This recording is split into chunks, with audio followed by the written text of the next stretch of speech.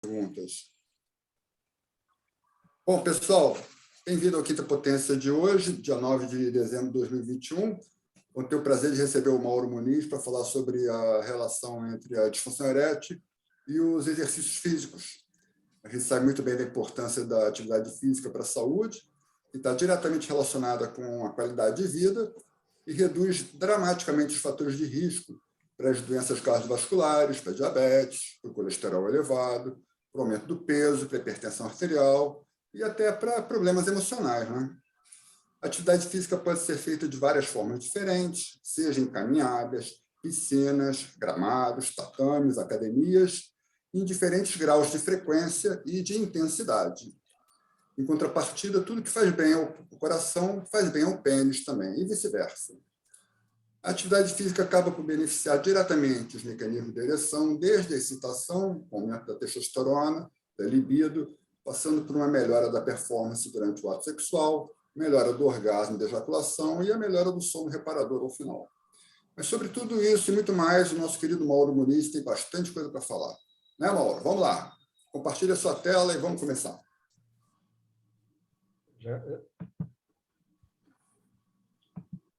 Bom. Vamos lá. Todos estão vendo a tela? Está perfeito. Tá. Bom, em primeiro lugar, queria agradecer ao Henrique pelo convite aqui para estar com vocês. Eu sou bem informal, eu vou botar alguns slides aqui e a gente vai conversando sobre esses slides. Se alguém quiser falar alguma coisa que tenha interromper, por favor, fique à vontade, não há nenhuma restrição a isso. Tá? O Henrique já resumiu a aula toda, né? E ele já falou tudo que eu vou falar. Basicamente, a gente vai só destrinchar um pouquinho mais. Bom, a gente sabe que a perspectiva que a disfunção erétil vai atingir 322 milhões de homens no mundo em 2025, existe essa perspectiva, né? Um terço dos americanos tem síndrome metabólica, o que tem um vínculo muito estreito com a disfunção erétil. E a gente sabe que um homem de menos de 40 anos de idade, né, de 1 a 10% podem apresentar um quadro de disfunção erétil, né, contrastando com 2 a 9% dos 40 aos 49 anos de idade, homens com mais de 60, 20 a 40%, com mais de 70 anos de idade, de 50 a 100% deles vão ter disfunção erétil. A gente sabe da importância do pênis para o homem, que é fundamental a questão da ereção em termos de estímulo sexual, de satisfação sexual do homem. Os fatores de estilo de vida, existem alguns que podem ser modificados no indivíduo com disfunção erétil. Quais são eles? A questão do tabagismo, interromper o tabagismo, o excesso do uso de álcool, a dieta inadequada, corrigir essa dieta, o sobrepeso ou obesidade. Tudo isso é necessário ser feito no paciente com disfunção erétil. O paciente com disfunção erétil não é só dar remédio para ele, é você também cuidar dele no geral, para ter uma resposta satisfatória até a melhora do quadro, independente da questão de utilizar medicamentos ou não. A correção da síndrome metabólica, que está ligada ao sobrepeso, e a gente vai falar sobre a questão de falta de atividade física, quer dizer, é necessária atividade física para melhor performance sexual? Com certeza. Atividade física atividade sexual, envolve esforço físico, envolve correção de obesidade, melhora hormonal, melhora da condição do indivíduo ter ereção.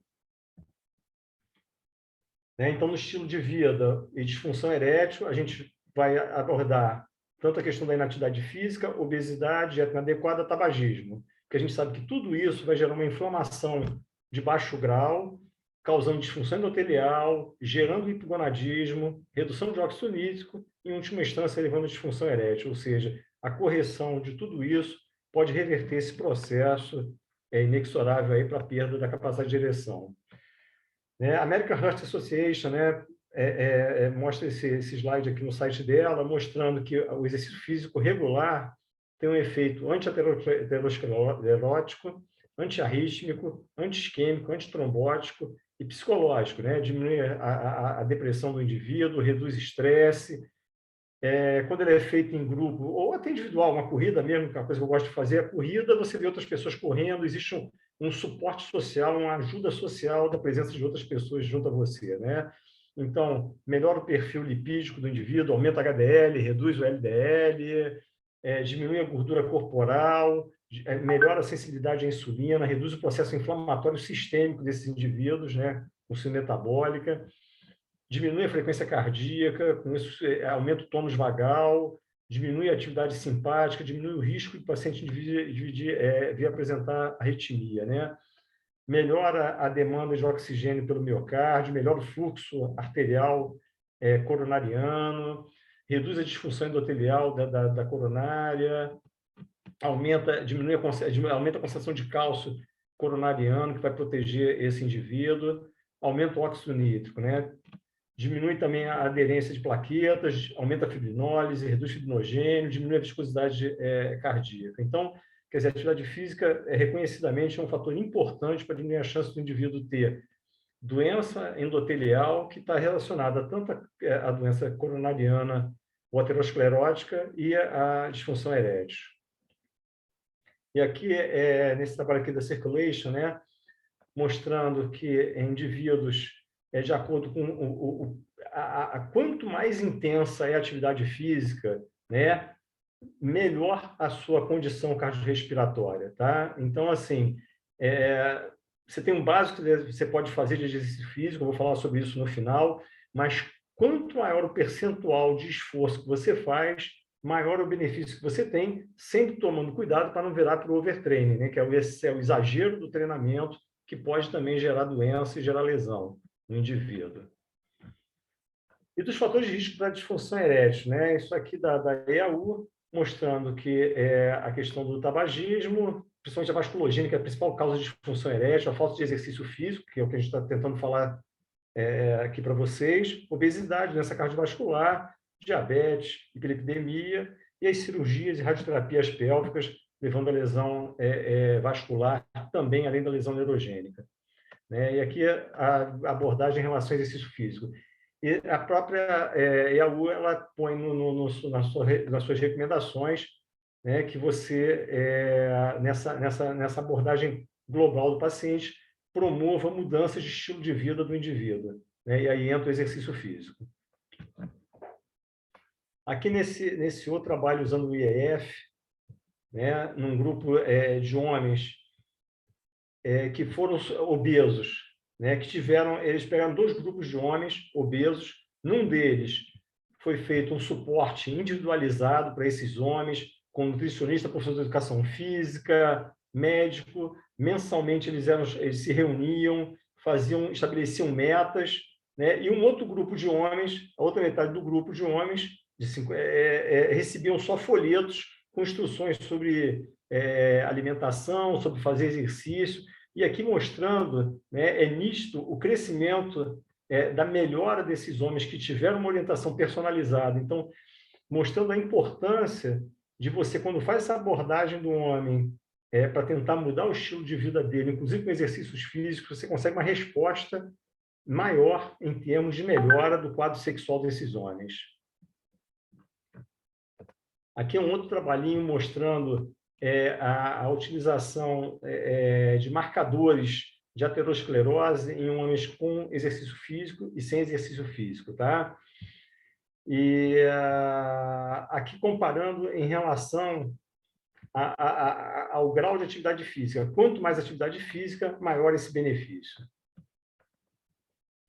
E no final ele chega à conclusão que o exercício físico é um preditor da função sexual normal, mesmo entre homens que têm síndrome metabólica. Quer dizer, mesmo aquele homem com síndrome metabólica, você tem que... Não é só o homem normal, é o homem com síndrome metabólica, você tem que abordar ele e estimular ele a fazer exercício físico, tá? E homens com síndrome metabólica e disfunção erétil, né, têm um alto risco de doença cardiovascular. A gente sabe que a disfunção erétil é um marcador de doença cardiovascular. Tanto que você pega um paciente com vários fatores de risco para doença cardiovascular e tem queixa de disfunção erétil, antes de tratar esse indivíduo, é importante explorar qual é a condição cardiovascular dele, evitando com isso uma situação dele morrer durante uma performance do ato sexual, tá? E que o exercício físico é muito importante no manejo desses homens com síndrome metabólica. A gente sabe que é difícil convencer alguém a fazer exercício, mas esse paciente a gente tem que trabalhar nisso, não é só dar remédio para disfunção erétil para esses homens. E aqui mostrando, de dentro das situações em que você pegou um grupo de homens durante 8 anos, um estudo feito durante 8 anos, em que se pegaram homens com fatores de risco, né, e se vê que aqueles homens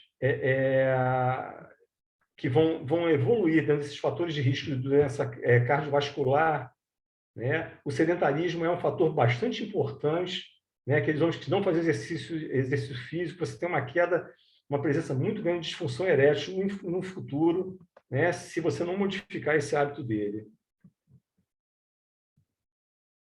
E aqui, novamente, chamando a atenção para esse fato. Quanto mais intenso o exercício, menor o risco de você ter disfunção erétil. Tá? Então, se você, além de estimular, se o paciente responde bem, se você puder, aumenta esse estímulo dele para o exercício, que ele vai responder melhor em termos de resposta de diminuição de risco de doença cardiovascular e disfunção erétil também. E aqui é um outro trabalhinho aqui da andrologia, chamando a atenção sobre o benefício da atividade física em relação à disfunção erétil. Desculpe. Então, nesses grupos, esse grupo de homens que fazem exercício físico e naquele submetido só ao tratamento medicamentoso, ele compara um grupo, ele faz exercício físico e no outro grupo tratamento medicamentoso. Em ambos, a gente consegue melhorar a performance do IEF dele.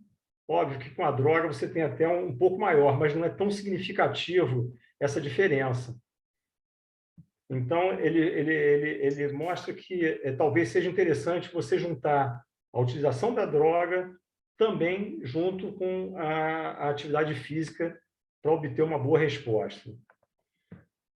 Bom, aqui um outro trabalho também falando sobre um homem na faixa de 50 anos, homens na faixa de 50 anos de idade, atividade física e disfunção erétil. A conclusão que eles chegam, homens de meia idade e disfunção erétil é frequentemente um evento precoce da lesão endotelial.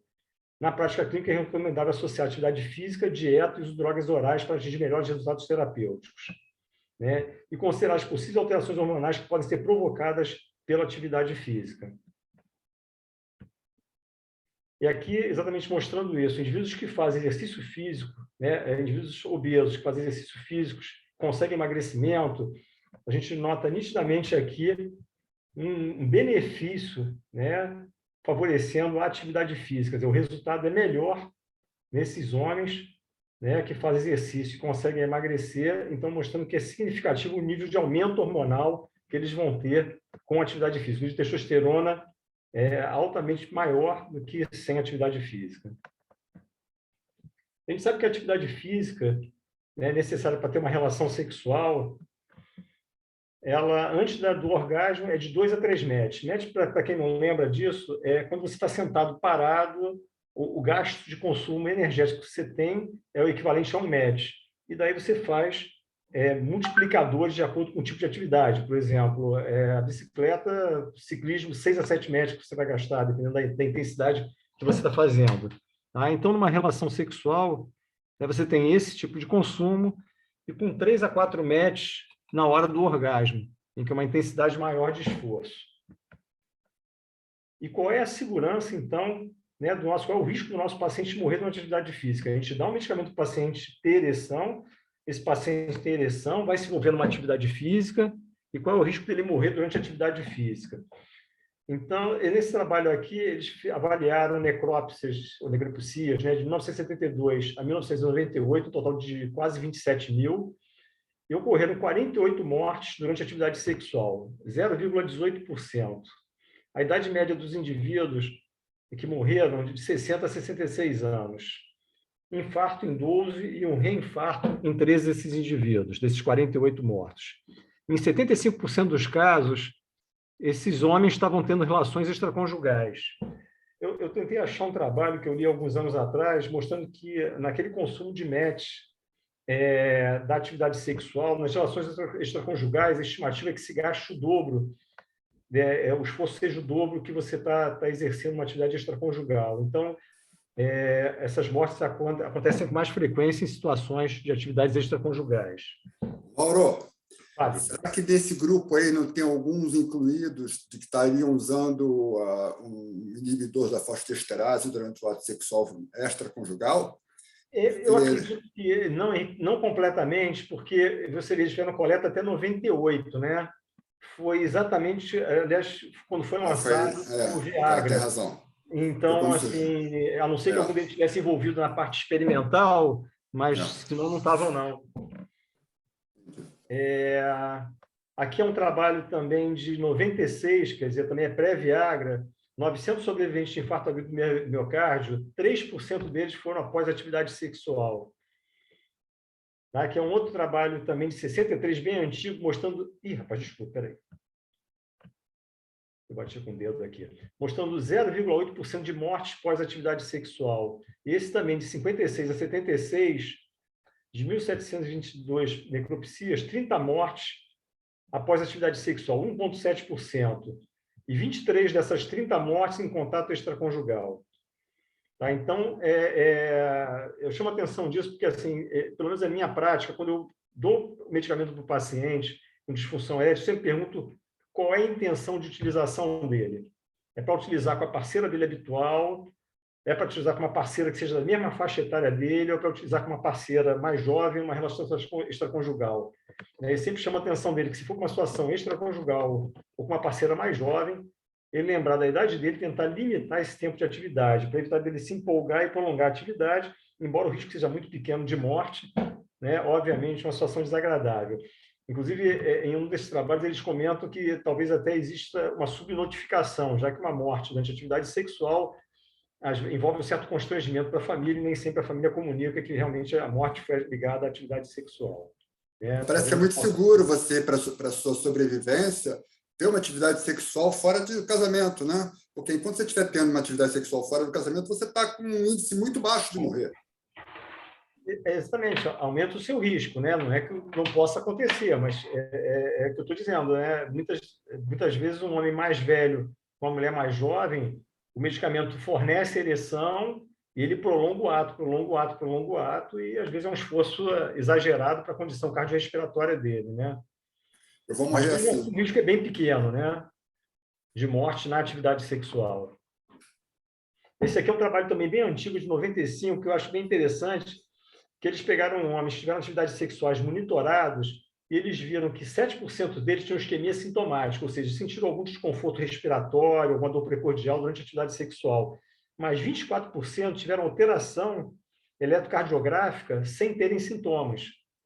Então, mostrando que, como eu falei, se você pega também um paciente com doença cardiovascular e você não tem muita certeza de como é que é a condição dele de suportar o esforço na relação sexual, ou pede a opinião do cardiologista, ou você mesmo pede o teste ergométrico a esse paciente, para ver como é que ele responde ao esforço, para com isso evitar de que haja uma morte durante a atividade sexual.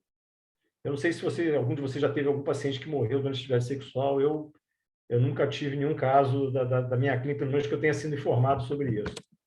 Como eu disse, é uma situação também que existe muita subnotificação. É porque o paciente também não volta para falar, né? Hein? Porque também o paciente não volta para falar. Não, mas às vezes algum familiar pode aparecer e contar a história para você, né? Nunca chegou nenhum paciente para mim para dizer que o parente ou o pai ou o irmão morreu durante uma relação sexual. Eu tive um caso familiar de um tio que morreu, mas foi omitido da família, né? Na verdade, disseram que ele morreu de pneumonia e depois, anos depois, eu fui descobrir que tinha morrido durante uma relação sexual. Então, como eu disse, isso cria um constrangimento familiar e às vezes as pessoas evitam de comentar, né?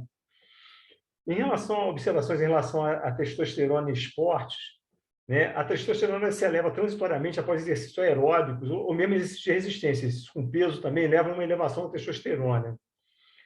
Uma outra coisa interessante é a elevação de testosterona antes de atividades de competitivas, né? O indivíduo que vai entrar numa competição, já foi verificado que existe uma elevação da testosterona. Uma coisa duvidosa, que existe alguma discussão, é que talvez indivíduos vencedores de competições tenham nível de testosterona mais alto que os indivíduos que perdem nas competições. Existem alguns trabalhos dizendo que isso é verdade, outros é controverso, e outros que não existe esse efeito. Mas indivíduos com testosterona mais alta geralmente são mais agressivos e mais competitivos. Então, você tem uma testosterona mais alta, te dá uma condição de resultado maior. Eu peguei um trabalho que é de uma coisa controversa, a questão de indivíduos que mudam de sexo, né?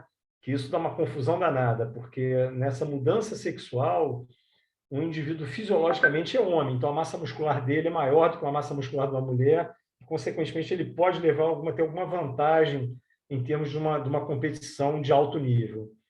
Então, isso aí é uma coisa que hoje em dia está dando muita confusão em relação a esse tipo de situação. da transformação sexual no esporte. É o transexual no esporte. E a fertilidade. Isso aqui, eles pegaram 90 indivíduos obesos, né, que se voluntariaram para se prestar a esse trabalho, fizeram um espermograma desses homens. Em homens, numa metade, foram indivíduos que entraram num trabalho de atividade física, consequentemente tiveram redução de peso, né? E a outra metade continuou inativo. E eles viram que aqui a característica pré-teste desses indivíduos que fizeram exercício, e houve uma melhora significativa do resultado do espermograma desses homens e da testosterona deles, também uma redução do estradiol desses homens. E aí aquele negócio que a gente sempre fica em dúvida, foi só o exercício ou foi o emagrecimento que gerou esse tipo de situação? Mas naqueles homens que continuaram inativos, não houve modificação do perfil nem hormonal, nem sexual desses homens. Aliás, quando houve, foi para pior, quando piorou a testosterona deles, né? Então, mostrando que o exercício físico talvez tenha uma importância também para homens inférteis que estão obesos, que estão com sobrepeso. Quanto de exercício é necessário? Que é a grande dúvida, né? Você precisa ser um super atleta para ter um benefício? Não. Você tem que fazer pelo menos 30 minutos por dia, né, respeitando pelo menos um dia de descanso, né, ou 150 minutos por semana, tá, de exercício moderado. Né? Essa é uma recomendação geral. Mas, é claro, é o que eu falei, se você fizer mais do que isso, o seu benefício é maior, tanto cardiovascular, e que talvez também possa ser importante em termos sexuais para você. Então, se você 5 vezes da semana se exercitar pelo menos 30 minutos, o exercício moderado, considerado moderado, é uma caminhada em passo acelerado, não é aquela caminhada vendo vitrine, é uma caminhada em passo acelerado. É considerado um exercício moderado. Se você fizer um exercício mais intenso, talvez você possa fazer um tempo mais curto.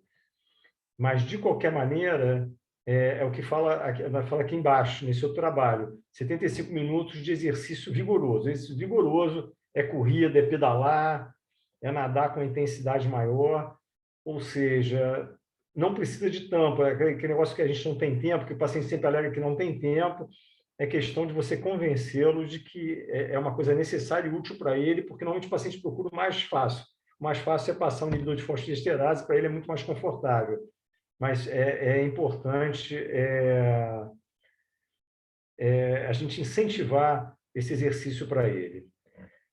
Como eu falei para você, é uma apresentação curta que eu procurei resumir um assunto, como foi falado no início pelo Henrique. Está mais que estabelecido que fazer exercício é bom para a sua sexualidade. Não existe nenhum trabalho dizendo o contrário disso. Na verdade, exercício físico é bom para um monte de coisas.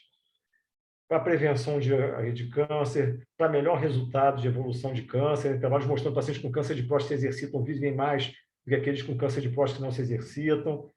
Né? Então, assim, a gente está falando de uma coisa que já é bem conhecida. Só quis reforçar alguns pontos em relação à questão da melhora hormonal, da resposta melhor até em termos de reprodução e da questão de ereção. Então, disfunção erétil em homens com fatores de risco para doença cardiovascular pode ser o quadro inicial da cardiopatia. Então, isso, quando dou aula na faculdade, eu sempre chamo atenção para meus alunos. Eles estão de má vontade, né? A maioria não quer fazer urologia. Eu falo, isso é importante para você como médico em geral.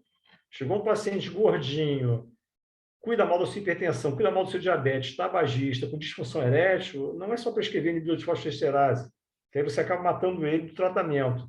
Na verdade, é procurar se existe uma doença cardiovascular por trás disso que ele está desconhecendo. Você juntar exercício físico e mudança de estilo de vida podem melhorar ou evitar a piora do quadro sexual do homem.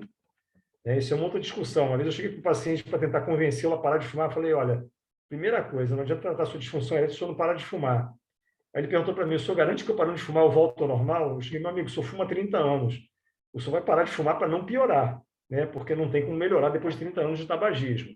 Na verdade, se você procurar incentivar o paciente a mudar o estilo de vida dele, fazer exercício, além do tratamento medicamentoso. O exercício pode melhorar o perfil hormonal do homem, tem vários trabalhos mostrando isso. A dúvida é um efeito do exercício ou um efeito do emagrecimento? Talvez a gente não tenha como descobrir isso nunca. o exercício melhora o perfil cardiovascular do indivíduo e com isso diminui o risco de eventos cardiovasculares durante a prática sexual. Então, mostrei o risco ali, vocês viram que eu mostrei trabalhinhos ali mostrando desde 0,18% até 1 e pouco por cento de risco de morte durante a atividade sexual. É bem pouco, né? Na população em geral, o risco de uma morte súbita é de 0,6%, então, quer dizer, não é muito acima do que você tem de morte na atividade sexual em relação à morte por qualquer motivo, a morte súbita por qualquer motivo. Mas eu também, outra coisa que eu sempre chamo a atenção dos meus pacientes, você está mal fisicamente, você cansa durante a relação sexual. Todos nós já pegamos pacientes que se cansam durante o ato sexual, né? Ele para durante o ato sexual, respira, respira, respira, consegue uma nova ereção e continua a relação sexual até atingir o orgasmo. Quer dizer, então, se ele estiver bem fisicamente, ele tem uma condição de ter uma relação sexual muito mais prazerosa, ficar menos cansado com o ato sexual, evitar dele interromper no meio do ato sexual, ou até de perder a ereção porque ele cansou durante o ato sexual. E o exercício físico e outras mudanças no estilo de vida podem ser associadas ao uso de drogas orais. Não impede que a gente passe a droga oral, né? Você pode usar droga oral, mas desde que incentive essa mudança de comportamento, porque só o medicamento, a gente sabe que no longo prazo vai piorar a obstrução arterial desse indivíduo e daqui a pouco ele vai parar de responder o inibidor de fosfodiesterase. E você vai ter que passar para outra fase de tratamento. Bom, pessoal, era isso que eu queria mostrar para vocês. Como eu falei, eu fiz uma apresentação bem curta para dar tempo das pessoas poderem se explicar e para não ficar uma coisa cansativa, né? Porque está todo mundo, tá tarde, todo mundo acaba ficando cansado. Alguém quer fazer algum comentário? Sim. Mauro, queria agradecer a você pela apresentação e fazer uma pergunta para você, que é o seguinte: você fez um comentário dizendo que os homens que são orientados para procurar atividade física por conta própria, eles têm uma aderência menor à atividade física do que quando você orienta com quem vai fazer, onde vai fazer, que tipo de exercício. Foi isso que você quis dizer? Exatamente. Se você estabelece uma meta para o paciente, assim, olha só, daqui a 2 meses, daqui a 1 mês, você vai ter perdido 3 quilos. Vamos tentar fazer isso. Agora você tem que me prometer que vai fazer exercício pelo menos 4 vezes por semana, fazer uma caminhada de 30 minutos para a gente ver se a gente consegue atingir isso. É cansativo, a gente sabe que na prática às vezes é difícil, mas você consegue o melhor resultado que você dá um papelzinho para dizer, olha, faça exercício físico, tantos minutos, tantas vezes por semana. A gente sabe que a maioria dos pacientes não vão fazer. Se não tiver cobrança, não tem resposta. Muitas pessoas têm uma dificuldade muito grande, engraçado, às vezes até ex-atletas, de iniciarem atividade física. Você tem os dois perfis, aquele cara viciado que adora exercício físico, né? Mas a maioria, né, da população ela tem dificuldade de aderir à atividade física. E, na prática, você vê muita diferença entre atividade física aeróbica e anaeróbica, como musculação? Eu acho que para a pessoa que está acima do peso, ele com musculação ele não perde peso. Na verdade, eu incentivo meus pacientes a fazerem as duas coisas. Primeiro, porque a gente trabalha com pacientes mais velhos. E a sarcopenia, né, a perda de massa muscular do envelhecimento, ela é inexorável, né? Mesmo sendo exercício, você perde massa muscular. Então, o indivíduo perde força, né? Às vezes o paciente chega, você já viu isso, todo mundo já viu isso aqui, o paciente, doutor, eu vou ter relação com minha mulher, tem que ser uma posição que seja confortável, tem que ser de lado, assim, para fazer menos força. Porque ele não tem força nem para apoiar o corpo dele em cima dos braços, né? Então, assim, ele fica cansado, né? Então, assim, o fazer exercício de resistência é importante para você manter a sua força muscular, para a sua atividade física, inclusive atividade física. Agora, se você quer emagrecer, tem que ser atividade aeróbica, não tem jeito, você não consegue emagrecer só com musculação. Camilo, você que é um adepto da atividade física regular, você vê diferença no seu desempenho depois, por exemplo, que você faz uma academia ou depois você faz um ciclismo? Você percebe diferença? Eu comecei a pedalar tem 5 anos e a fazer musculação há 2 anos. Depois que eu comecei a fazer musculação, meu desempenho no pedal melhorou muito. Muito mesmo. A musculação, ela te dá fortalecimento, né? E aí eu pedalava praticamente todos os dias, 5, 6 dias por semana, descansava no domingo. Depois comecei a fazer musculação, eu pedalo 3 vezes por semana e malho 3 vezes, né? Desempenho melhorou muito. De repente, o Dr. Mauro pode explicar até melhor do que eu isso daí, né?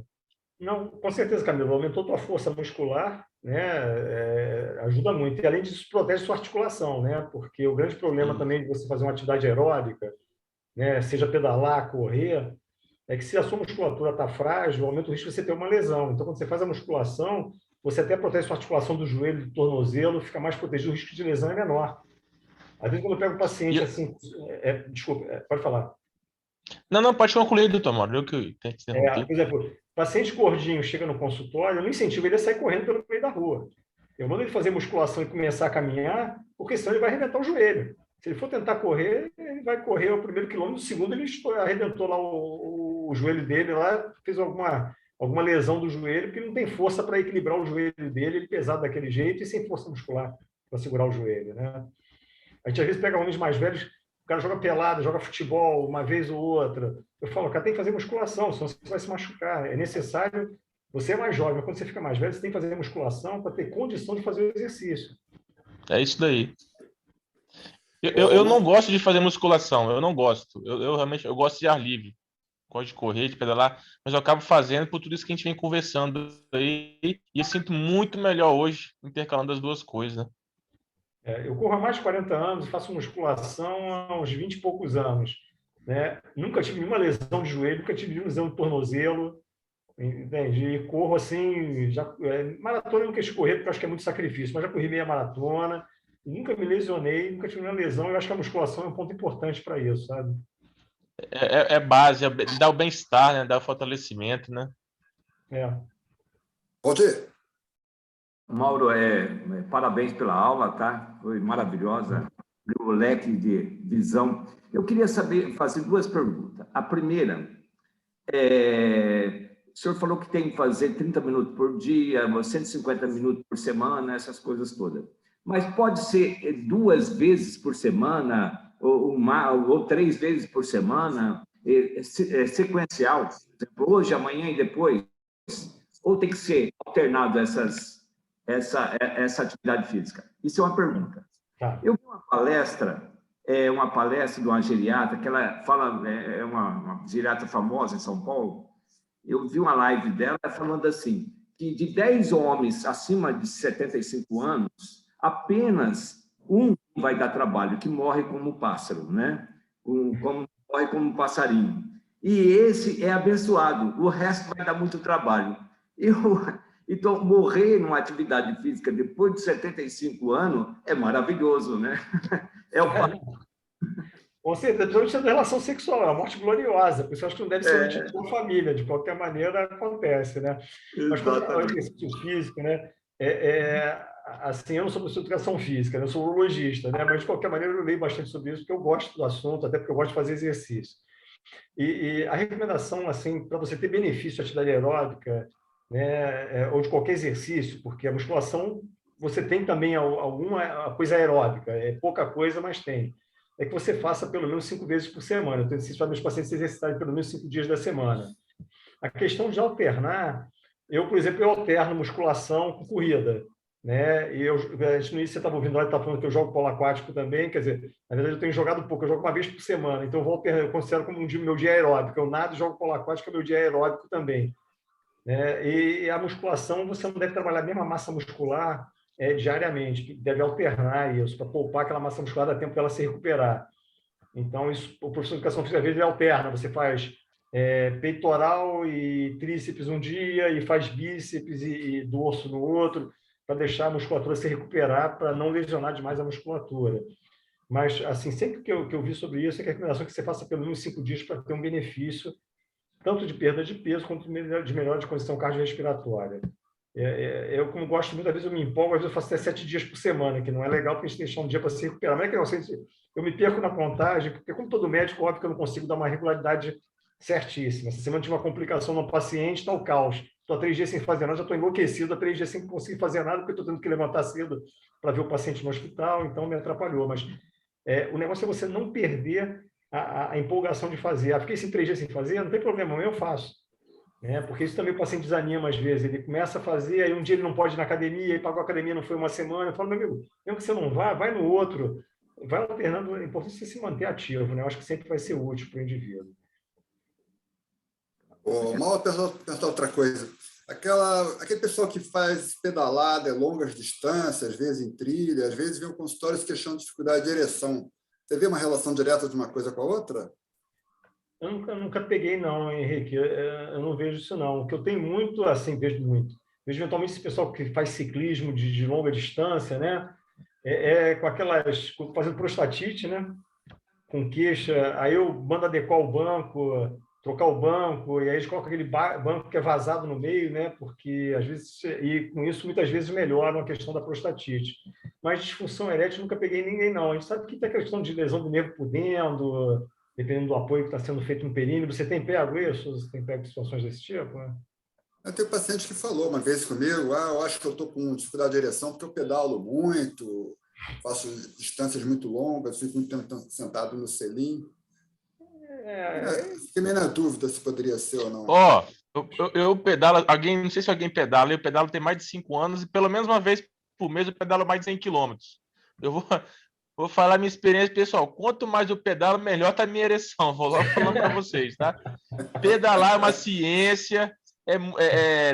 Assim, às vezes, quando eu comecei a pedalar, doía um pouquinho o períneo, porque a bike estava mais regulada.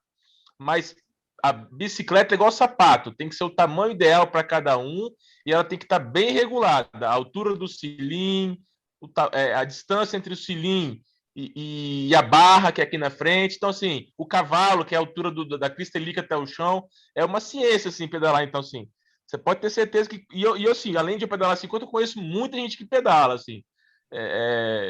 A gente tem muitas hipóteses, mas comprovadas que realmente faz mal para a ereção, para câncer de próstata, realmente não tem nada comprovado ainda, pelo menos até onde eu saiba, né? E experiência pessoal, como eu falei, quanto mais eu pedalo, melhor me interessa. Isso eu posso garantir para vocês. É um bom depoimento. Também ajuda. Aliás, Valdir, você está pedalando, Valdir? O Valdir, nós estudamos junto lá em São Paulo, ele começou a pedalar depois que eu influenciei ele. Está aqui pedalando, Valdir? Tô, Camilo. Ele fez eu comprar uma bicicleta. Levei ele na loja para comprar a bicicleta junto comigo, Valdir. Francis, faz sua pergunta, Francis.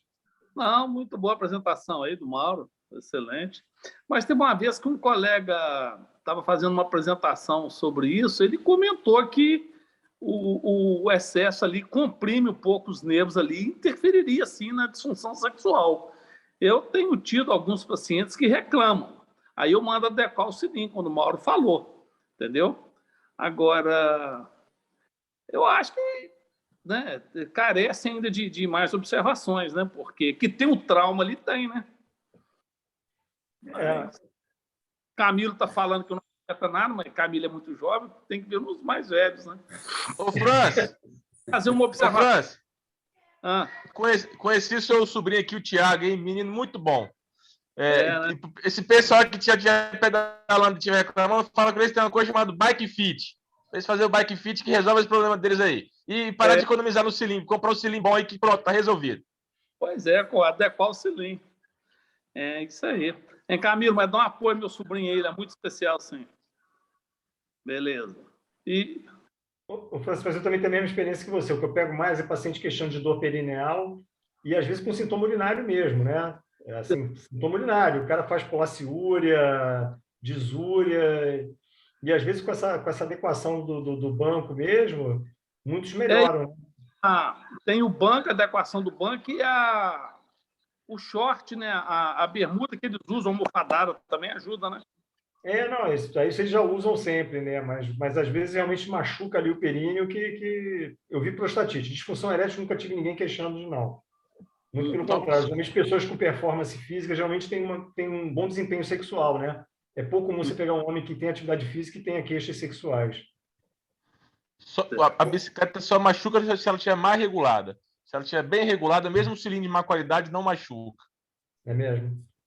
Eu não tenho experiência. Ciclismo não é minha praia.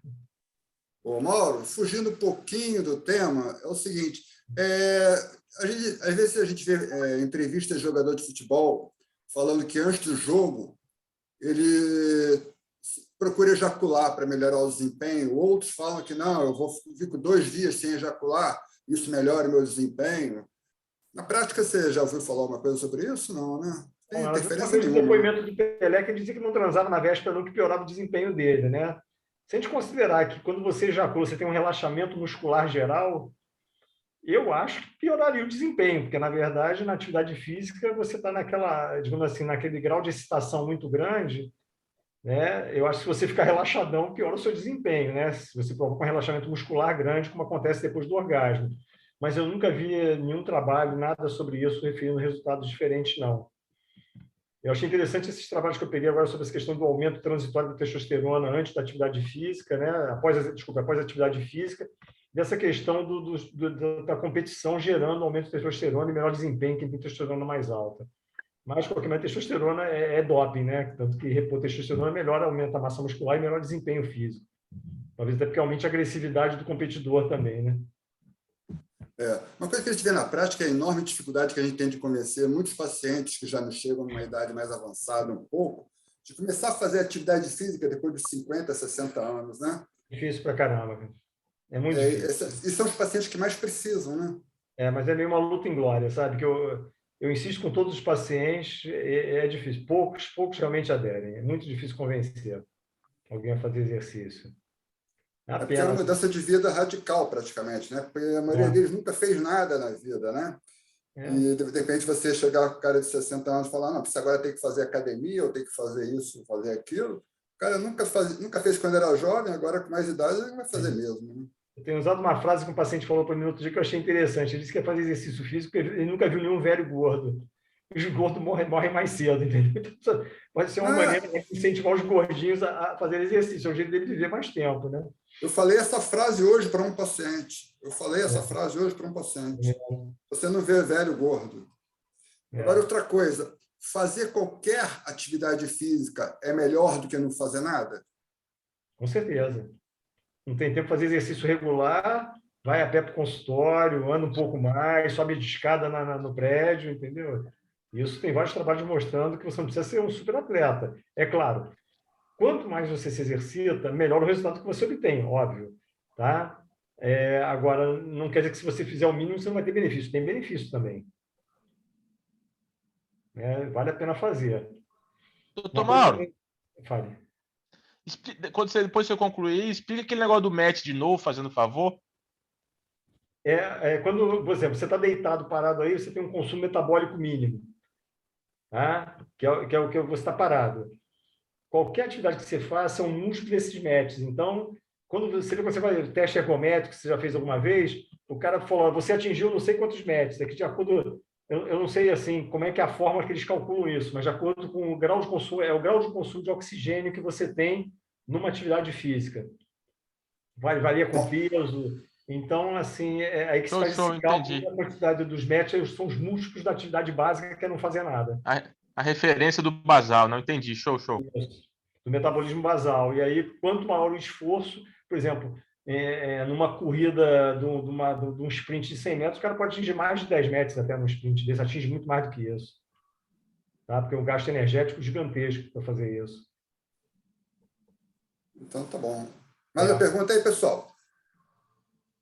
Eu queria fazer uma pergunta para todos. Qual a experiência de vocês com a garotada fazendo musculação e utilizando hormônio? Tem cobrado isso vocês no consultório? Muito tem aparecido gente pedindo para usar hormônio no consultório? Tem, no meu tem bastante, né? No meu tem aparecido muito. Eles acham que isso ajuda a controlar a qualidade do exercício que eles fazem, né? Quanto mais desempenho eles têm, mais massa muscular, então isso poderia ser medido pela dosagem da testosterona. É uma crença popular. Tá uma loucura isso aí, né? Tanto é que você não acha mais Deposteron e Durateston. Aqui em Vitória, nessa massa não tem mais. Nem Deposteron, nem Durateston. É porque eles usam que com nível muito alto eles aumentam a massa muscular. Eles alegam que chega no nível de treinamento que vai o teu genético. Você não consegue aumentar a massa muscular além daquilo, né? Do que você é estabelecido geneticamente. E aí, para ele aumentar essa massa, ele tem aquela testosterona muito alta. É impressionante. Eu já tive um rapaz que não tem filhos. Eu falei, rapaz, você vai ficar estéril dessa maneira, que a gente sabe que a testosterona pode levar à zoospermia, né? E ele falou, doutor, não estou preocupado com isso, não. Eu quero manter minha massa muscular, aumentar minha massa muscular. E eles conseguem no mercado paralelo. Dependendo da nossa receita, eles conseguem isso no mercado paralelo. A gente perde muito paciente porque a gente é ético e não dá a medicação, né?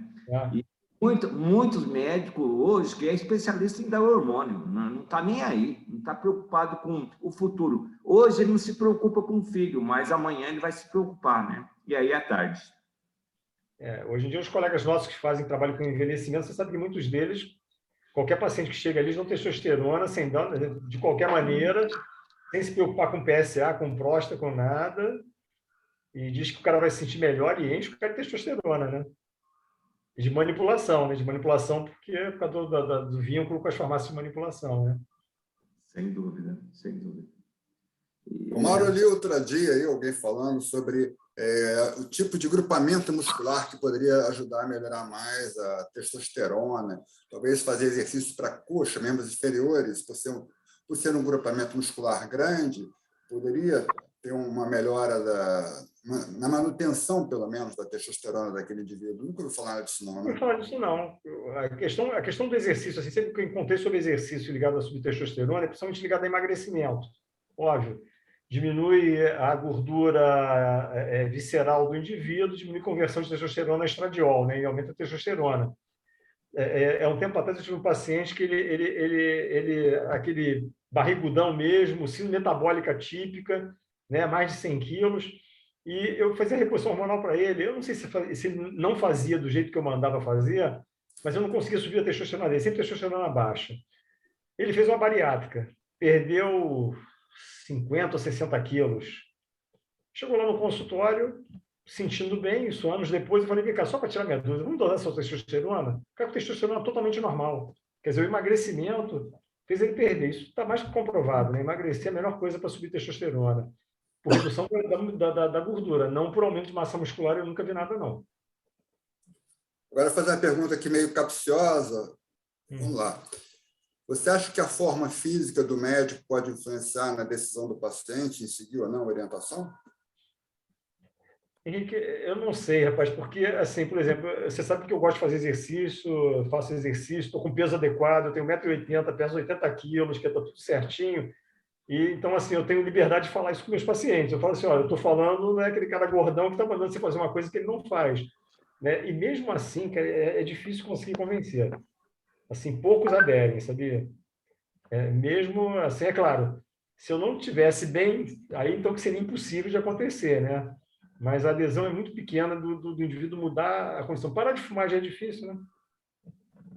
Você convencer o cara a parar de fumar.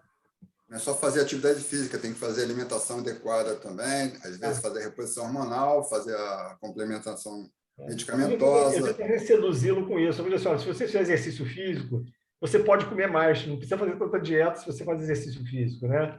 Até uso como arma de sedução para ver se convence ele a fazer, mas mesmo assim é muito difícil, né?